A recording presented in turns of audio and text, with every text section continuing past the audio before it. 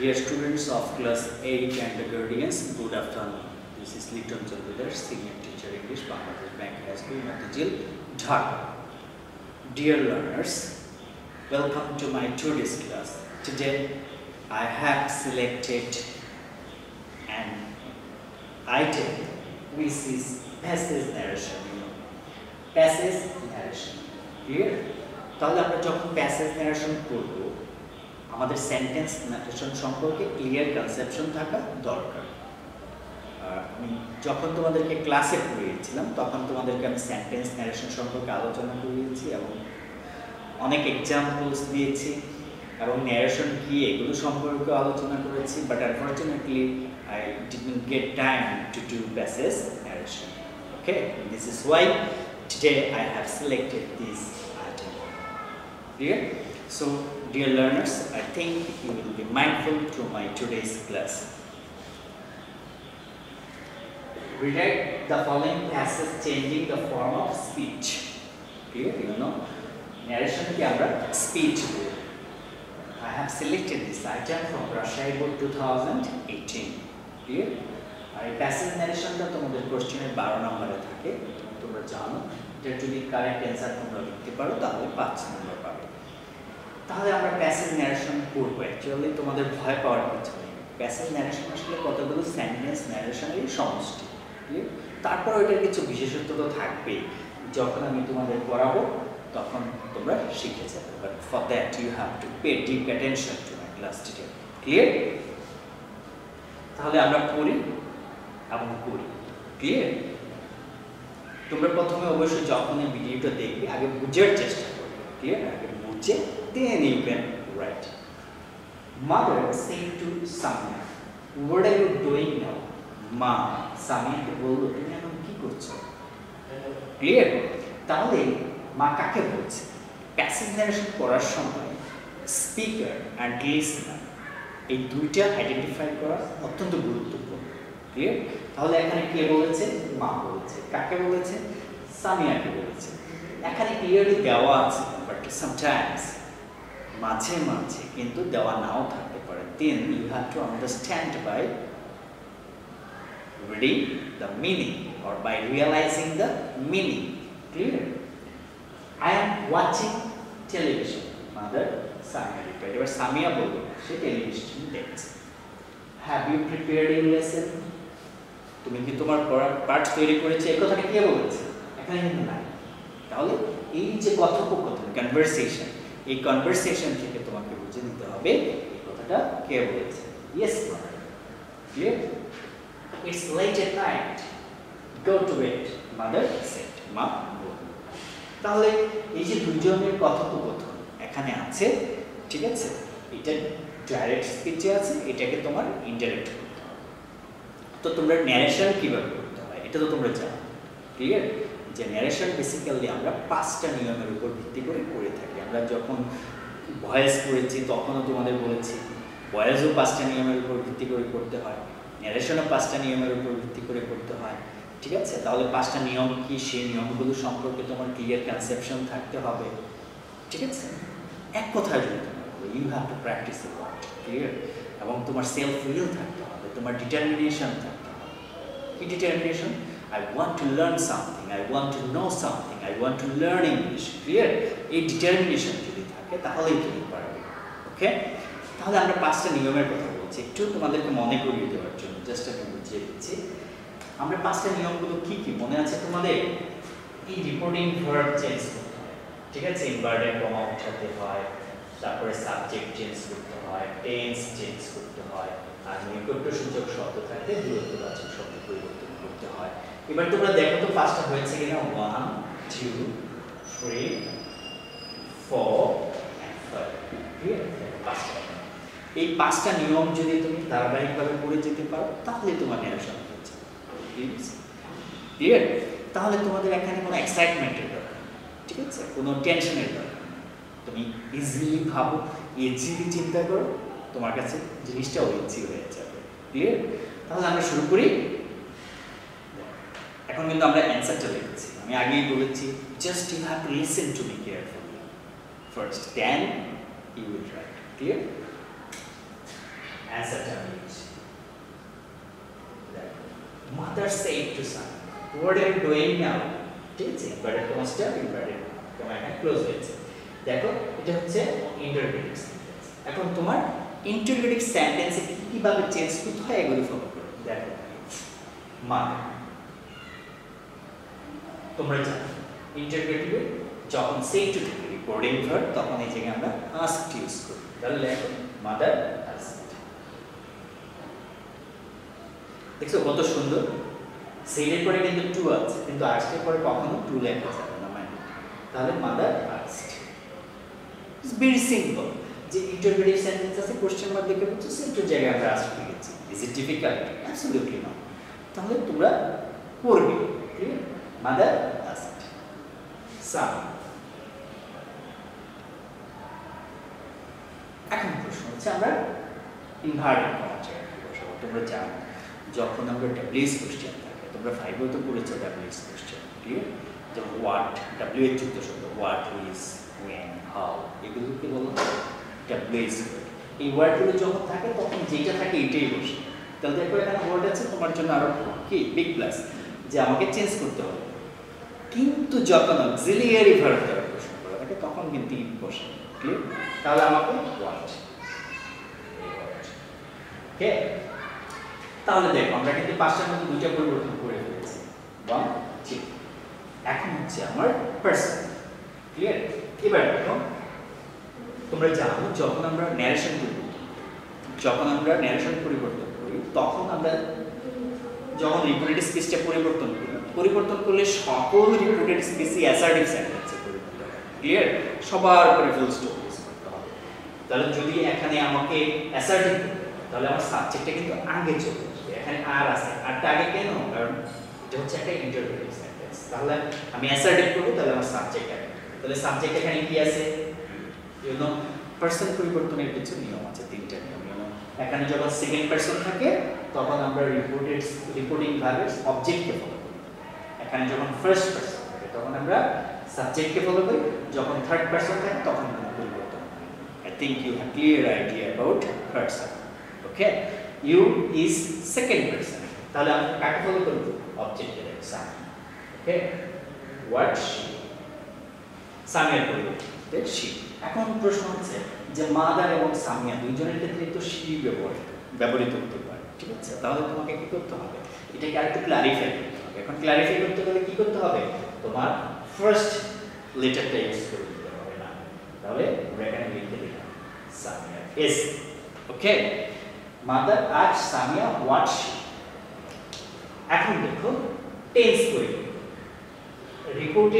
Reporting verb যখন past tense তাহলে reported speech কি হবে? করেসপন্ডিং পাস্ট টেন্স, মানে যেই প্রেজেন্ট আছে সেই পাস্ট।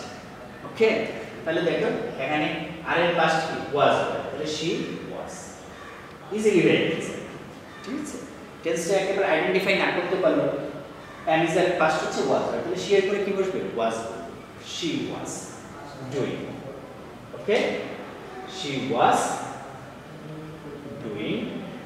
এখন নৈকট্য সূচক শব্দ থাকলে দূরত্ববাচক শব্দ বসে, নাও থাকলে দেন বসে। আমরা যখন সেন্টেন্স ন্যারেশন করেছি ফুল স্টপ, এখন কিন্তু তুমি কোশ্চেন মার্ক ইউজ করতে পারবে না। আমি যখন তোমাদেরকে সেন্টেন্স ন্যারেশন করিয়েছি তখন কিন্তু আমি বলেছি যে তোমার এই নৈকট্য সূচক শব্দগুলো থাকলে দূরত্ববাচক শব্দ বসে, এবং এগুলি তোমাকে কি করতে হয়? You have to memorize. Okay, মুখস্থ করতে হবে। যেমন নাও থাকলে দেন বসে, নাথিং টু আন্ডারস্ট্যান্ড, ঠিক আছে? Rather you have to memorise that. এগুলো কি করতে হবে? তোমাকে মুখস্থ করতে হবে। নাও থাকলে দেন বসে, এরকম টুডে থাকলে দ্যাটে বসে, ঠিক আছে? ইয়েস্টারডে থাকলে দ্য প্রিভিয়াস ডে বসে, টুমরো থাকলে দ্য ফলোইং ডে বা দ্য নেক্সট ডে বসে, দিস থাকলে দ্যাট বসে। এগুলো জানতে হবে তোমাকে। ওকে, এখন কোথা থেকে করবো? ঠিক আছে, আমার এখানে যথেষ্ট জায়গা নেই, এই জন্য আমি লিখতে পারলাম না। ইউ ক্যান ফলো, ঠিক আছে? Any famous grammar book. Okay, so mother asked someone what she was doing then. এখন দেখো তো আমার পাঁচটা পরিবর্তন হয়েছে কিনা। asked ইউজ করেছি, said এর জায়গায় ইনভার্টেড কমার জায়গায় ওয়ার্ড ইউজ করেছি, টেন্স পরিবর্তন করেছি, পার্সন পরিবর্তন করেছি, নৈকট্যসূচক শব্দকে দূরত্ববাচক শব্দে পরিবর্তন করেছি। 1 2 3 4 জাস্ট এই 5টা নিয়ম যদি তুমি ফলো করতে পারো তাহলে তোমার দ্বারা ন্যারেশন করা সম্ভব। এখন প্যাসেজ ন্যারেশন, হ্যাঁ প্যাসেজ ন্যারেশনে কিছু কারুকাজ আছে, ঠিক আছে, কিছু টেকনিক তো অবশ্যই আছে, স্পেশালিটিও আছে, সেগুলো তুমি কখন শিখবে, ঠিক আছে, যখন তুমি প্র্যাকটিস করবে, ঠিক আছে, টিচার যখন তোমাকে পড়াবে বা তুমি ইন্ডিভিজুয়ালি ট্রাই করবে তখনই শিখে যাবে। ক্লিয়ার? তাহলে আমরা মাদার শিখে গেলাম। Mother asked Samia what she was doing then. ঠিক আছে, দেখো একটা সেন্টেন্স আমি লিখে ফেলেছি, কোনো কিছুই এখানে কঠিন ছিল না। ক্লিয়ার? আমরা সেন্টেন্স জায়গায় আস লিখেছি, কমার জায়গায় ওয়ার্ড লিখেছি, শি আসছে। সেকেন্ড পারসন যখন রিপোর্টিং স্পেসে থাকে, রিপোর্টিং ভার্বের অবজেক্টে ফলো করেছি শি। ক্লিয়ার? তারপরে পাস্ট টেন্স করেছি বিকজ আমার রিপোর্টিং ভার্বটা হচ্ছে পাস্ট টেন্স। গ্রামারটা দেয়া আছে। তুমি এইভাবে ভাবো, চিন্তা করো, চেষ্টা করো মনে রাখার জন্য, তাহলেই পারো। ওকে? এখন নেক্সট সেন্টেন্স সামিয়া কি বলেছে? I am watching television mother, Samia replied. ওকে, তাহলে সামিয়া কি বললো যে মা আমি টেলিভিশন দেখছি। তাহলে এবার দেখো, তাহলে সামিয়া রিপ্লাই করেছে সে টেলিভিশন দেখছে। ইম্পার্টেন্ট ভিতরে ইম্পার্টেন্ট পাওয়ার ভিতরে সেন্টেন্সটা দেখো, this is an assertive sentence. Assertive sentence থাকলে কি বসে? কি বসে? সে যেটা থাকবে সেটাকে পরিবর্তন না করলেও চলে। অবজেক্ট থাকলে টোল্ড দেখা যায়, এখানে রিপ্লাইড এসে রিপ্লাইড লিখবো আমরা। ক্লিয়ার? আর কমার জায়গায় দ্যাট বসে। তাহলে দেখো সামিয়া রিপ্লাইড, লিখলাম Samia replied, Samia replied that, Samia. Okay, I am watching television. তাহলে এখন কি করব? দ্যাট ইউজ করেছি আর আইকন পারসন ফার্স্ট পারসন। আমরা আগেই বলেছি ফার্স্ট পারসন থাকলে কাকে ফলো করতে হয়? সাবজেক্ট। তাহলে সামিয়ার পরিবর্তে কি বসবে? she. Samia replied that she. Past tense am এর পাস্ট কি? was, she was. ওকে, এখন আমি চেঞ্জ করে বললাম she was watching television. Okay, Samia replied that she was watching television. এখন তোমরা কনফিউজড হবে, যেখানে তো মাদার লেখা আছে, এটা আমরা কি করব? এখন তুমি যদি লেখো Samia replied to her mother, এখানে লেখা যাবে। কিন্তু তুমি যদি লেখো অ্যাড্রেসিং হার অ্যাজ মাদার, মাকে মা বলেছে কি? নাথিং, এখানে অ্যাড্রেস করার মতো কোনো কিছু নেই। ঠিক আছে, অ্যাড্রেস কখন বলবো? ধরো একটা রাস্তা দিয়ে একটি লোক যাচ্ছে, এখন তুমি তাকে জিজ্ঞেস করলো uncle can you help me. ওই লোকটা তোমার রিয়েলি আঙ্কেল না, তাকে তুমি আঙ্কেল বলেছো, তখন তুমি অ্যাড্রেস করো। ঠিক আছে, এখানে মাকে মা বলেছে, তাহলে আমাকে বলার কোনো প্রয়োজন নাই অ্যাড্রেসিং অ্যাজ মাদার। ঠিক আছে, বলার কোনোই প্রয়োজন নাই। Samia reply to her mother, তুমি যদি মনে করো এটাকে আমি রাখবো, তাহলে এইভাবে এখানে Samia reply to her mother that she was watching television এটা লিখতে পারো। But addressing as mother, Samia reply that, এটা লেখার দরকার নাই। ঠিক আছে, বরং তুমি যদি লিখতে চাও Samia replied to her mother, এটা এখানে লিখতে দিতে পারো, টু হার মাদার, এটা লিখতে পারো।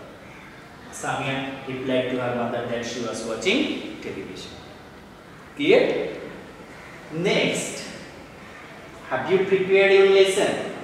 আমি তোমাদেরকে ক্লাসের শুরুতে যেটা বলেছিলাম যে কখনো কখনো স্পিকার এটা নাও দেওয়া থাকতে পারে।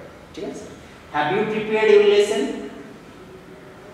এখানে কি দেওয়া আছে স্পিকারকে? না, তাহলে কি করতে হবে? You have to understand it by realizing the meaning of the sentence. Clear? Have you prepared your lesson? তো আমরা এটা পড়েই বুঝতে পারি যে this speech is of Samia's mother. Have you prepared your lesson? তাহলে মা বলেছে। তুমি কি তোমার পাঠ তৈরি করেছো? এখন স্পিকার নাই, তোমাকে বুঝতে হবে। ঠিক আছে, তাহলে তোমাকে কি করতে হবে? You have to read English a lot. Have you prepared your lesson? কে বলেছে? মাদার বলেছে। তাহলে আমরা এখানে আবার লিখতে পারি না, মা তো আগে থেকে একটা কোশ্চেন করেছে। তাহলে আবার আরেকটা কোশ্চেন করেছে, যখন আমরা এরকম রিপিটেশন পাই তখন আমরা কি লিখি অলসো, এগেইন এই শব্দটা ইউজ করি। তাহলে আমি যদি এবার লিখি মাদার এগেইন আস্কড সামিয়া আর মাদার অলসো আস্কড সামিয়া, ঠিক আছে? তো তোমার কাছে যেটা ভালো লাগে সেটাই লিখতে পারো। তাহলে আমি লিখলাম মাদার এগেইন আস্কড সামিয়া। কেন আস্কড ব্যবহার করেছি অলরেডি তোমরা সেটা জেনে গেছো, because this is an interrogative sentence, clear? তাহলে এই জন্য আমাকে কি করতে হলো, asked. Mother again asked Samia. এখন আমি এই ইনভার্টেড কমা উঠাবো, আমি আগেই বলেছিলাম যদি WH ওয়ার্ড থাকে তাহলে যে ওয়ার্ডটা থাকবে সেটাই বসবে, বাট যদি কোনো অক্সিলিয়ারি ভার্ব দ্বারা কোশ্চেন করা হয় তাহলে আমি কি করব, পরিবর্তে ইফ ব্যবহার করব, মাইন্ড ইট। ওকে, যতটা না এখানে বোঝা তার চাইতে বেশি হচ্ছে you have to memorise that, মনে রাখতে হবে, you have to bear in mind যে কখন কি বসবে, ক্লিয়ার? এটা তোমাকে মনে রাখতে হবে। আমি আগেই বলেছি practice makes a man perfect. For that or for learning you have to practice a lot. Have you prepared your lesson? Mother again at Samia if. এখন ইফটা কেন আসলো? ইফ আসছে এই হ্যাভটা অক্সিলিয়ারি ভার্ব। অক্সিলিয়ারি ভার্ব হলো সাহায্যকারী, helping verb বলতে থাকি। If তাহলে বসালাম, এখন আমার কি করতে হবে? এখন পারসন চেঞ্জ করতে হবে। পারসন তো আমি আগেই বলেছি সেকেন্ড পারসন থাকলে কাকে ফলো করতে হয়? অবজেক্টকে, সামিয়া। তাহলে তার পরিবর্তে কি বসবে? শি। তাহলে সামিয়ার ফার্স্ট নেম এস দিয়ে দিলাম, কারণ মার পরিবর্তে তো শি বসতে পারে। ইফ শি, ওকে, বলছিলাম পাস্ট টেন্স ইউজ করতে হবে। যদি রিপোর্টিং ভার্বটা পাস্ট, অ্যাক্ট পাস্ট, তাহলে হ্যাভ এর পাস্ট হ্যাড। এবার দেখো একদম ডাইরেক্ট তুমি টেন্সের নামটা জানো না, I think it will not matter, because তুমি যদি বুঝতে পারো যে এটার পাস্ট এটা থাকলেও পারা যায়, তুমি টেন্সের নামটা বোঝো, এটার জন্য একেবারে অনেক কিছু হয়ে যাবে এমন হবে না। টেন্সের নামটা না জানলেও পারা যায়, যেমন হ্যাভ এর past had, but I don't know the name of this, কি I don't know the name of the tense, আমি টেন্সের নামটা জানি কিন্তু হ্যাভ এর পাস্ট হ্যাড এটা আমি বুঝতে পারি, তাহলেই তুমি হয়ে যাবে। ঠিক আছে, এটা একটা জাস্ট আমি তোমাকে টেকনিক বলে দিলাম যে কিভাবে তুমি পারতে পারো। If she had, okay, prepared, এবার your second person, আবার second person, তাহলে সামি। এখন কথা হচ্ছে এই জায়গায় পার্সনটা যে ফর্মে থাকবে সেটা হতে পারে সাবজেক্টিভ, অবজেক্টিভ, পজিটিভ, তাকে সেই ফরম্যাটে ইউজ করতে হবে। ইউ নো your হচ্ছে পজিটিভ ফর্ম, তাহলে সামিয়ার পজিটিভ ফর্ম হচ্ছে হার, ক্লিয়ার? সামিয়ার সাবজেক্টিভ ফর্ম কি? শি। শি থেকে অবজেক্ট হার, তার পজিটিভ ফর্ম হার। ওকে, যেমন I subjective, me objective, my positive. এখন তোমাদের প্রশ্ন জানতে পারে তোমাদের what is positive form? Positive form হচ্ছে অধিকার বোঝায়, যেমন ইট ইজ মাই বুক, আমার বই, clear? It is your pen, your, তোমার, এটা হচ্ছে positive. Samia if she had prepared her lesson, ঠিক আছে, ফুল স্টপ। আমি আগেও বলেছি আবারও বলছি যে যখন আমরা স্পেস চেঞ্জ করে ফেলি সকল সেন্টেন্সই অ্যাসার্টিভ সেন্টেন্স হবে, সুতরাং never forget to put a full stop at the end of the sentence, clear? যদি তুমি আবার কোশ্চেন মার্কটা দিয়ে দাও your answer will be incorrect. Okay, yes mother, এবার ইয়েস মাদার এই জায়গায় স্পিকার নাই, তাহলে আমরা কি লিখব? তাহলে আমরা লিখব এই কথাটা কে বলেছে আমরা বুঝতে পারি, কে বলেছে? সামিয়া বলেছে। এখন প্যাসেজ ন্যারেশনে যখন ইয়েস থাকে, নো থাকে, কি লিখতে হয় এটা আমি তোমাদের একটু লিখে দিচ্ছি। প্যাসেজ ন্যারেশনে যখন ইয়েস থাকে, এই ইয়েস এর জায়গায় লিখতে হয় replied or অ্যানসার্ড in the affirmative. Okay, affirmative. আর যখন no থাকে তখন replied or answered in the negative. Okay, you can write in different ways. Okay, you can write in different ways. এটা তোমার কতটা দক্ষতা আছে, ভাষাগত দক্ষতা আছে ওইটার উপর ডিপেন্ড করে। ক্লিয়ার? বাট প্রাইমারিলি তুমি এই দুইভাবে লিখলে ভালো। তাহলে ইয়েস মাদার এই কথাটা কে বলেছে? সামিয়া বলেছে। তাহলে আমরা ইয়েস থাকলে কিভাবে লিখতে হয় বলে বুঝে গেলাম, নো থাকলে কিভাবে লিখতে হয় তাও বুঝে গেলাম। তাহলে সামিয়া replied, কাকে reply? To her mother. Samia replied to her mother, yes থাকলে কি হয়? in the affirmative, in the affair. Samia replied to her mother in the affirmative. Okay. Next, it's late at night. Go to bed, mother said. Passive narration এর এই জায়গায় আরেকটা সমস্যা। দেখো এই জায়গায় ইনভার্টেড কমাটা স্টার্ট হয়েছে, এই জায়গায় এসে শেষ হয়েছে। এই একই ইনভার্টেড কমার ভিতরে দুইটা সেন্টেন্স আছে। It's a late night. Go to bed, mother said. তার মা এই জায়গায় দুইটা কথা বলছে। তাহলে দেখো প্রথম সেন্টেন্সটা হচ্ছে it's late at night, clear? এটা হচ্ছে অ্যাসার্টিভ। গো টু বেড এটা হচ্ছে ইম্পারেটিভ। তাহলে একই ইম্পারেটিভ কমার ভিতরে এখন আমার দুইটা সেন্টেন্স আছে। তাহলে আমরা কি করব? এটাকে দুইটা সেন্টেন্সই আলাদা আলাদা করে করব। ওকে, তাহলে ইটস লেট এট নাইট এটা হচ্ছে অ্যাসার্টিভ সেন্টেন্স। তাহলে আমরা লিখতে পারি mother said that, mother said that. এখন দেখো অ্যাসার্টিভ সেন্টেন্সে সেড এর পরিবর্তন না করলেও চলে, কিন্তু তুমি যদি এখানে অবজেক্ট লিখতে চাও, আমি একটু লিখে দিচ্ছি, যদি এরকম লিখতে চাও mother told that, mother told that, এটা যদি তুমি লেখো তাহলে কিন্তু ভুল হবে। এখন কেন ভুল হবে? ঠিক আছে, যখন কোনো অবজেক্ট থাকবে না বা অবজেক্ট লিখবে না তাহলে টোল্ড লেখা যাবে। তাহলে আমি টোল্ড লিখলে কিভাবে লিখতে পারি? টোল্ড লিখতে দিতে হবে তোমাকে এইভাবে, মাদার টোল্ড সামিয়া দ্যাট। তাহলে আমি কিন্তু এই নিয়মটা শিখলাম। টোল্ড আমি তখনই ইউজ করতে পারবো যখন এখানে আমি অবজেক্ট লিখি, ক্লিয়ার? আবার আমি যদি সেট লিখি তাহলে অবজেক্ট লিখতে পারবো কি পারবো না? অফকোর্স লিখতে পারবে, কিন্তু অবশ্যই তখন সেট এর পরে টু দিতে হবে। ঠিক আছে, এই জায়গাটা তোমরা ভালো করে শিখবে। Mother said that it's, okay, it's এটা হচ্ছে কন্ট্রাক্টেড ফর্ম। কার কন্ট্রাক্টেড ফর্ম? এটা হচ্ছে ইট ইজ এর contracted form, clear? It is, তাহলে এটা হচ্ছে কন্ট্রাক্টেড ফর্ম।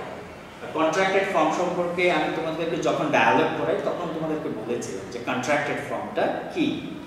তাহলে দেখো ইট ইজ এর কন্ট্রাক্টেড ফর্ম হচ্ছে ইটস। তাহলে দেখো ইটস তার মানে কি দাঁড়াবে? ইট। থার্ড পারসন সিঙ্গুলার, আমরা আগে বলেছি পারসন পরিবর্তন করার সময় যদি রিপোর্টেড স্পিচের থার্ড পারসন থাকে সেটা আনচেঞ্জড হয়। Mother said that it was, is এর পাশ কি? ওয়াজ। ইট ওয়াজ late at night. ওকে, লিখে ফেলুন গো টু বেড। এখন দেখো ইম্পারেটিভ সেন্টেন্স, মা বললো ঘুমাতে যাও। এখন এই ইম্পারেটিভ সেন্টেন্সে সেডের জায়গায় কি হয় এটা তোমাকে জানতে হবে। ইম্পারেটিভ সেন্টেন্সের ডেফিনিশন থেকে আমরা জানি সেডের জায়গায় বসে অর্ডার, রিকোয়েস্ট, অ্যাডভাইস। ঠিক আছে, আদেশ, উপদেশ, অনুরোধ, নিষেধ, অর্ডার, রিকোয়েস্ট, অ্যাডভাইস এবং ফরবিড। ক্লিয়ার? ওকে, তাহলে আমরা দেখি এই জায়গায় কি বসবে। তাহলে মা যেহেতু মেইনকে বলেছে তাহলে আমরা বলতে পারি advised. Okay, mother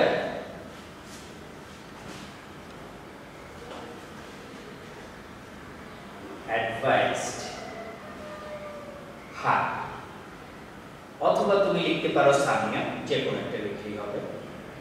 mother advised her or mother advised Samia, কমার জায়গায় তোমরা জানো ভার্ব দিয়ে শুরু হলে টু বসে, ডু নট দিয়ে শুরু হলে নট টু বসে। To go to bed. Okay, mother advised Samia to go to bed. Clear? তাহলে দেখো আমরা কিন্তু পড়ে ফেলেছি, একেবারে আমরা এগুলো যেটা করলাম একেবারে যেটা অর্থোডক্স, ঠিক আছে, নিয়ম যেটা একেবারে প্রাইমারি নিয়ম অনুসারে যেটা করা দরকার আমরা সেটাই করেছি। এখন তোমার যখন আরও ভাষাগত দক্ষতা হবে তখন তুমি আরও কারুকাজ করে সুন্দরভাবে করতে পারো। যেমন তুমি এই লাইনটা এইভাবে লিখতে পারতা, mother said that it was late at night, okay, late at night, for that this is why, অথবা ফর দিস রিজন, ঠিক আছে, you should go to bed, এটাও তুমি লিখতে পারবে। অথবা লেখা যায় যদি আমরা এন্ড দ্বারা যুক্ত করে দিই তখনও হয়, বিভিন্নভাবে করা যায়। তাহলে তোমরা অবশ্যই এই ন্যারেশনটা শিখবে এবং এইটাই এইচডব্লিউ হিসেবে করবে। You know this is from Rajshahi board, Rajshahi 2018 থেকে, এটাই তোমরা ফ্রেশ করে করবে। Clear? I think today's class will be very helpful for you, okay, এবং আমার পরিশ্রমটা সার্থক। ক্লিয়ার? যদি তোমরা কি করো এটা শিখো এবং করো। So for your own betterment, for your own benefit, I think you all will practice passage narration. Clear? In the next class I will teach you passage narration once again. So dear learners, stay home, stay safe, goodbye.